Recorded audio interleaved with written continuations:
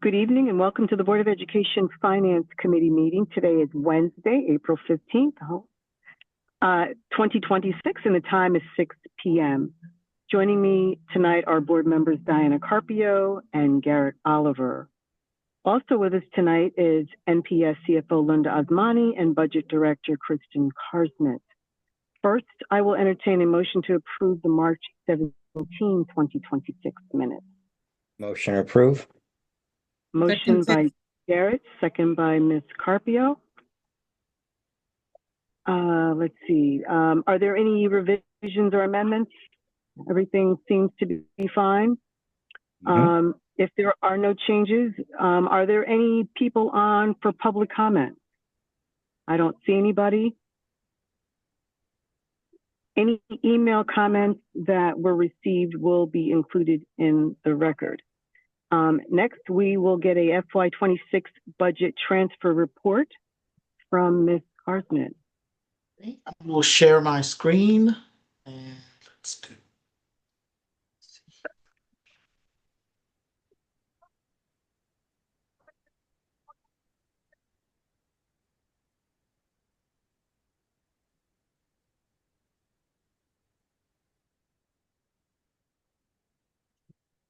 This is always the tricky part.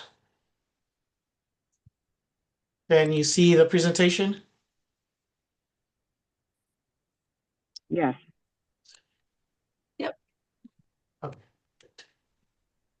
So Ms. Karschmidt will go through we only have one transfer today, and she'll walk us through it. The shortest transfer list in history. So one transfer, we're transferring $39,000 from the operations summer nursing account to offset and continue to offset our food service deficit in the 910 account. Right now, we've been making some good progress for the projected deficit, and we have remaining of $320,000 left. And I think, we're making way to do that. The reason we had this extra funding was we had a grant which had surplus money in it from that was covering another nursing account. And we were able to take nursing expenditures that we have now and offset it and transfer it there and take that money to transfer to food service. Any questions on that? Does anybody have any questions or comments on that transfer? No, I don't. Marcus just texted me. He's waiting, so you have to let him in. Okay. I will entertain a motion for approval of the budget transfer. Motion to approve. Motion, Mr. Oliver. Second, Ms. Carpio, and that motion has passed. Next, we will get a FY26 budget review, followed by FY27 budget development from Mr. Osmani. Perfect. Is anyone letting Marcus in? I don't have not the admin, so I don't see him. Let me see. I don't know who's on tech support if you see Marcus to let him in. He might have clicked the wrong link because he's not in the attendees. He's not in this one? Okay. Mm-mm. All right, thank you. So we'll continue then. So you do have the line item information as part of your agenda. I also provided a narrative, but for the benefit of the public, I'll just quickly go through where we are. So these are the financials as of March 31st. So this is the end of the third quarter. And so now we're in the final quarter of the year. Our general fund currently sits at 162 million, a little below where we were this time last year, but it is consistent with where we would expect to be this time of year. So I'll go through the major categories and just kind of walk through what the main drivers are for each. Salaries, as it says, it pays for salaries for our employees. We're currently at 97.6 million. This is the salaries that account for about 59% of the overall budget. This is about a little over $500,000 decrease from this time last year, partly due to timing. Some of the drivers that are driving it down are salaries for unaffiliated. Salaries have gone down. Supervisor, certified hourly are seeing some decreases, but again, it is consistent with just the movement of positions for this time of year. The next one I'll talk about is benefits. Benefits is funded out of a separate account, but primarily we transfer funds from the general fund into the benefits account, primarily for health insurance. That's the biggest benefit expense. You'll see that it's slightly lower this year compared to this time last year. That is partly due to timing as well. We make four quarterly transfers each year. We just made the transfer we made it in April, so it doesn't take into account in these financials as of March. So you'll see those transfers this time next year. Last year we did that a little bit earlier, so hence the variance. But really, we expect to spend that full 39 million because it is just a transfer to the health insurance account. We are managing how we're trending with health insurance based on claims experience, and just to make sure that we have enough transferred into that account at the end of the year. Professional and technical services, these are services that are provided by external professionals. Legal services, medical, instructional services are included in this account. This is 7 million compared to 6 million where we were last year. It is an increase year over year. The biggest chunk of this is other professional and technical services. Primarily, these are the individuals that we pay for our like outsourced services with special education. This is where this account comes from. So we're watching that closely, but we are seeing items that are kind of outside of our control. And so we monitor this very closely. But the big driver here are the outsourced services for our specialized learners and needs for service that we're mandated to provide, but don't have the resources to provide in-house. Property services are expenses related to the maintenance and repairing of our property. We're at 8 million compared to the budget of 11.3 million. Most of these expenses are seasonal. We do a lot of our work, especially around the properties when the buildings are vacant. So we'll do some work during spring break, and then you won't see some expenses, and we'll pick it up again during the summer after the schools are closed. But we anticipate no major issues in this account. But this does include payment for utility services, boiler repairs that we do throughout the year. Those are some of the property expenses that we see. We are seeing a decrease in our in our utilities for electricity. Part of that is we have brought some of our buildings on solar, so we're using less electricity year over year. Other student services are all of these other services that we provide in service of children. The biggest driver of this is where we charge our special education tuition, and also our out-of-district tuition is charged in this account. So this account, you'll see that we are pretty much where we were last year this time. This is one we're monitoring closely. In prior years, we've had to do transfers into the other student services account for specialized services. This year we did the budget appropriation for this year allowed us to stay very close to what we expect to spend. So that's why many of the transfers you're seeing this year are not related to specialized services. They're more related to the school services, school lunch fund, because that is where we're seeing some shortages. So student services, we're on track to be where we would expect to be at the end of the year. Supplies and materials are just various supplies and materials throughout the district. We're about 5.4 million on a 9.7 million budget. This is actually where we pay things like natural gas and maintenance and supplies and other instruction related supplies. But again, this is consistent with where we would be this time. Equipment is equipment that is not charged in our capital budget. So this includes things like instructional equipment, non-instructional equipment, software is used from this account. You'll see that we're year to date 1.1 million on a budget of 1.82. Many of these expenses, some are front loaded, so we buy them at the beginning of the year just because we need them throughout the year.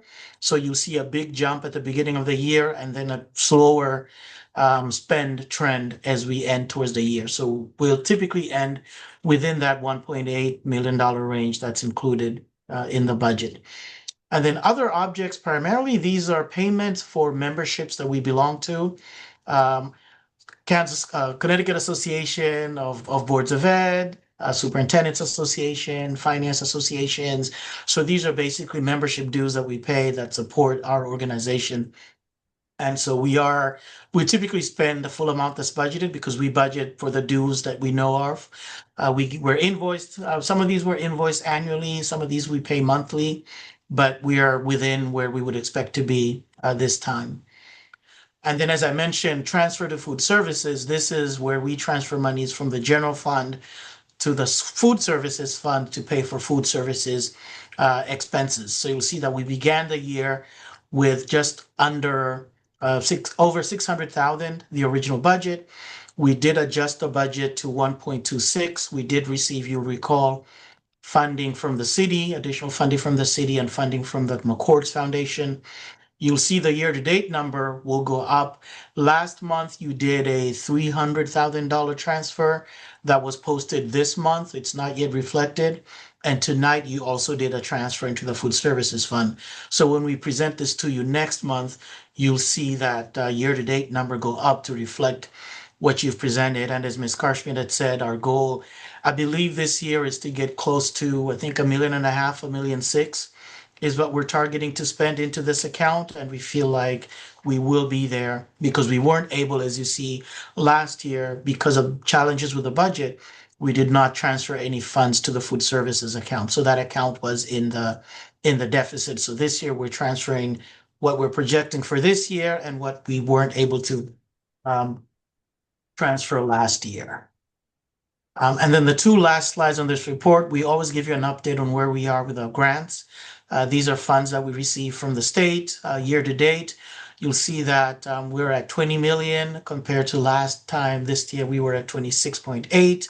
That is just reflecting in that we have fewer grants this year than we did last year. And I apologize that the chart, the bar headers are off there, but that last column reflects the FY26 year-to-date numbers. And then the last slide I have on the year-to-date are the food services account that I talked about. We spend money out of this account. There are primarily two sources of revenue: federal grants that we get from the U.S. Department of Agriculture for the National School Meals Program, and then the funding that we transfer from the general fund. So this is the other side of the equation where we spend the money and then we get the money that goes into this account from those two main sources. And again, as I mentioned, you have the detail, you have the narrative, but I'd be happy to answer any questions at the time that you have regarding the year-to-date financials. Does anybody have any questions or comments? No, I'm good. So I don't know if you guys saw that. I guess this will impact us next year, Linda, that it looks like the state lawmakers are going to go along with the governor in terms of proposing that they just fund breakfast. And we're probably going to be going back to the old model of just providing lunch to those who are, based on their income. Is that what what do you think so about we'll be having conversations as we work on reconciling the budget. There are a couple of options that the district can pursue that we'll be presenting to the board, I believe, next week. So one of those options is going back to the old model where we start charging families that don't fall within the categories of being able to receive free meals. So that's one option. Another option is we continue as we have been by providing meals that for free to everyone. It does impact our lower reimbursement, but it does also require us to contribute funding from the general fund into the school lunch fund.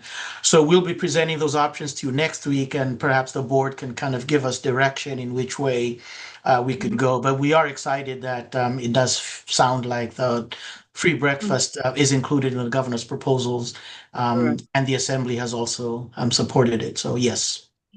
I mean, it looks like we're tracking pretty good. It looks like, we only have 2 more months left of the school year. It looks like, most of the lines are within 50 to 65%, right? That's been spent.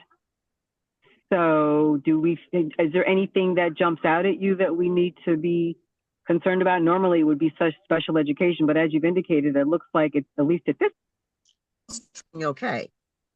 Yeah, special education is in a better place than we have been in the past. We may fall a little bit short, but not to the magnitude in the past year. We are trying to really play catch up with the transfers into the food services fund. Yeah. We also have the teacher's balloon payment that we pay the 3 months Mhm. in the summer. So when you look at our account, it's not an 12-month split so far. So we will have a balloon payment at the end, but we are projecting and we are tracking that as well, just to make sure that we do end the year in the positive within what was appropriated to us by the city. Okay. Well, I don't have any other questions. If no one else does, we'd love to hear information on the budget development for 27. What's next? Perfect. So I'll just kind of give a brief overview. When the board approved the budget back in December, it was 6.5%, $15.9 million more than this year, which would have brought us to about 263 million. In February, the mayor submitted the mayor's recommended budget, which was a 4% year over year increase, which was about 9.8 million additional funding, which brought us to the 257 million in the mayor's recommendation. That does fall short of what what the board had approved. What we do throughout the year, we also make budget adjustments. We revise our employee counts, we revise salaries, we revise benefits, and this we do throughout. So between the time that the board recommended the budget, the board approved the budget, and the mayor's recommended budget, we had some adjustments that amounted to about $851,000 or so. So the total reductions that we needed to make at that point to reconcile with the 4% was about 6.9 million. Below are the three buckets that we were planning on addressing that. The first thing that we did was we looked at enrollment throughout the district. We have seen a slight decline year over year in student enrollment. And so we did what we refer to as right sizing, basically looking at the student counts per school, looking at class sizes and number of sections. From that adjustments, we have about a $1.2 million savings just between the class sizes and moving students, accounting for the way the students are in the district. That still didn't get us to the 6.9. So we had budgeted to make additional reductions of 3.1 million on the non-school budget sides and about $2.5 million on the school budget side. It's really, with a number like 6 million, there's no way you can really reconcile without impacting the schools. And so that's kind of where we were with the mayor's recommendation. As you know, the council, when they were sending their preliminary cap to the BT, allowed for the BT to appropriate up to 4.9%, which then reduced the gap that we had to reconcile from the 6.9 million to about 4.6 million. So what we did was, the right sizing stayed in place. And what we did was we basically took the burden off of balancing the budget out of the school-based budgets.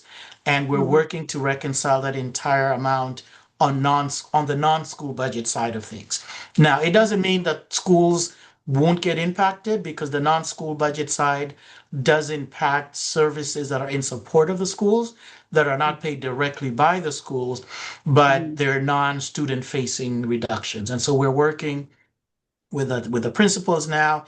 And next week, when we meet with you, we will present with you how we plan to balance to make those reductions, areas that we're looking at. And then from there, you will give us direction if you're in agreement with the way we're progressing. And then we should be able to approve the budget at that point with those adjustments. There are a couple of meetings that are still happening, so the numbers aren't totally final.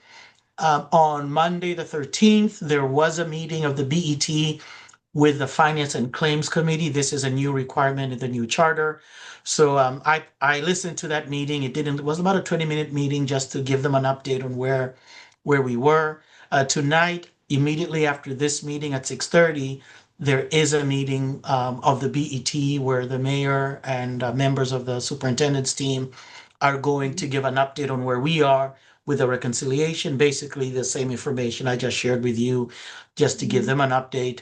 And then next Monday on the 20th, the BET will finalize and send their proposed appropriation to the city. That's when we will know the the appropriation amount that we're working with. And then that's why we're waiting for the 20th to have conversations with the board on how we will proceed with a reconciliation. So we're hopeful we'll be at the 4.9%, even though the board approved a 6.5%. We've had a number of meetings explaining the consequences of not getting the 4.9% or less. So we're hopeful that there'll be some positive feedback from that. And then on the 28th, the council will make their final budget recommendation. And then first week in May, the BET will set their final cap based on those numbers. And that's really the update that we had for you, just to keep you posted. But next week is going to be a busy week between the BET and conversation that we have with you in terms of where we go from here with the reconciliation of the budget. And I'll be happy to answer questions. Does anybody have any questions, comments? It looks pretty straightforward, so all we can do is hope and pray. All right. Things don't change. Agree. Linda, thank you to you and your team for all of this work, because this is a lot. It's a big number and it's a lot of work, and we appreciate the efforts, and especially when it comes to the reconciliation piece that you just presented to us and what that is going to look like or may look like. So appreciate that. A lot of work happening here. So if there's nothing else, pass it on to the team. Yes, thank you. So I know you guys need to run to this next meeting. So if there's nothing else, I'll entertain a motion to adjourn this meeting. To adjourn? Seconded. Okay, so the meeting is adjourned at 6:20 p.m. Again, thank you everyone, and have a good evening. Thank you, everybody. Good night. Good night. Good night.